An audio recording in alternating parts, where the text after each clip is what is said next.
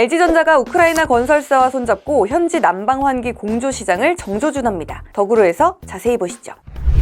크리에이터 버드는 최근 경남 창원에 위치한 LG 스마트파크를 방문했습니다. 멀티V 시리즈 등 LG전자의 고효율 대용량 시스템 에어컨과 H백 제품군 생산 라인을 둘러보고 컴프레서 기술도 소개받았는데요. 또 우크라이나에 출시되지 않은 신제품 라인업을 확인해 LG전자의 새로운 협력 방안도 구상했습니다. 크리에이터 버드의 LG전자 창원 공장 방문은 고객사의 파트너십 강화의 일환으로 진행됐다는데요. 크리에이터 버드가 키예프에 건설 중인 대규모 주거단지 크리에이터 시티 내 각 아파트에는 LG전자의 실내 온도 조절기와 에어컨 시스템이 설치될 전망입니다. 우크라이나 건설사와 협력을 강화하며 LG전자의 현재 사업 기반도 확장될 것으로 보이는데요. 과연 우크라이나 재건 사업은 향후 어떻게 될지 조태현 기자가 알아봤습니다.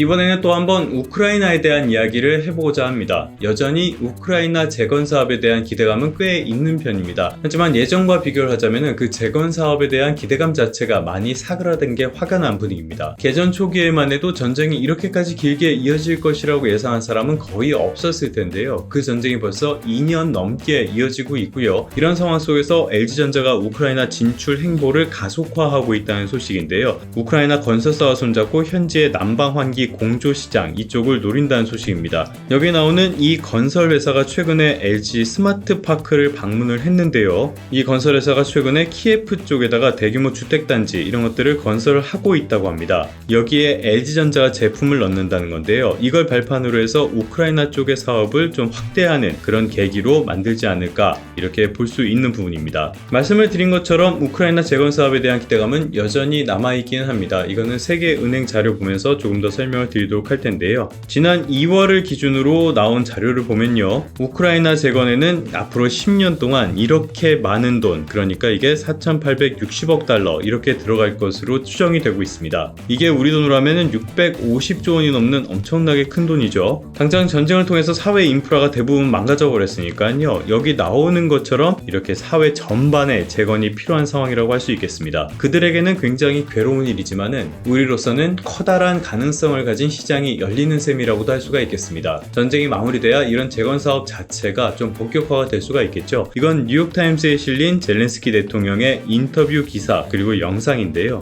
핵심만 말씀을 드리자면 젤렌스키 대통령이 미국이 제공한 무기를 통해서 러시아 본토를 타격할 수 있게 해달라고 다시 한번 촉구하는 내용이라고 보시면 되겠습니다. 사실 처음으로 한 그런 요구는 아니고요. 최근에 러시아의 봄철 대공세 이것 때문에 우크라이나가 지금 굉장히 궁지에 몰린 상황이거든요. 그런데 우크라이나의 우방국들, 미국 같은 나라들은 무기를 제공을 하더라도 그걸로 러시아 본토를 때려선 안 된다는 제안을 도왔습니다. 왜냐? 러시아와의 직접 충돌을 우려하기 때문이죠. 이게 우크라이나 입장에서 봤을 때는 국경 너머에서 러시아군이 뭐 하는지가 뻔히 보이는데 여기에 먼저 타격할 수가 없게 되는 그런 꼴이 돼버립니다. 그렇기 때문에 전쟁에서 굉장히 불리한 위치에 놓일 수밖에 없기도 하고요. 최근 들어서 러시아가 조금씩 휴전에 대한 이야기를 하고 있지만은 우크라이나는 여전히 강경한 입장을 취하고 있기 때문에 전쟁이 언제쯤 마무리될 것인가 이거는 여전히 불확실하다고 할 수가 있겠습니다. 여기에 재원 마련도 여전히 숙제라고 할 수 있겠습니다. 이 막대한 금액을 어떻게 조달할 것인가? 지금 서방에서는 동결한 러시아 자산을 이용해서 재건 사업에 이걸 투입을 하자라는 이야기를 하고 있고요. 최근에 EU 국가들이 여기에 대해서 일부 합의를 이뤄내기도 했습니다. 여기에 러시아가 맞불러 오면서 반발하고 있는데요. 이런 식으로 동결 자산을 자기 마음대로 써버리는 것에 법적 근거가 부족한 것도 사실이고요. 또 나쁜 선례를 남기는 일이기 때문에 이런 것들 때문에 좀 조심스러운 부분도 없잖아 있습니다. 결론을 말씀을 드리자면은 여전히 우크라이나 재건 사업 이쪽에는 불확실한 측면이 굉장히 많다고 할 수가 있겠습니다. 이런 점이 다 해소가 된다고 하더라도요. 이게 인도적인 사업이다 보니까 이 사업에서 막대한 이익을 거둬들일 수 있을 거다. 약간의 의문을 표할 수밖에 없고요. 다른 나라들과의 수주 경쟁에서 우리가 반드시 승리한다는 보장도 없다고 할 수가 있겠습니다. 이런 부분도 충분히 고려를 하면서 시장에 참여를 하시는 게 좋지 않을까 싶습니다.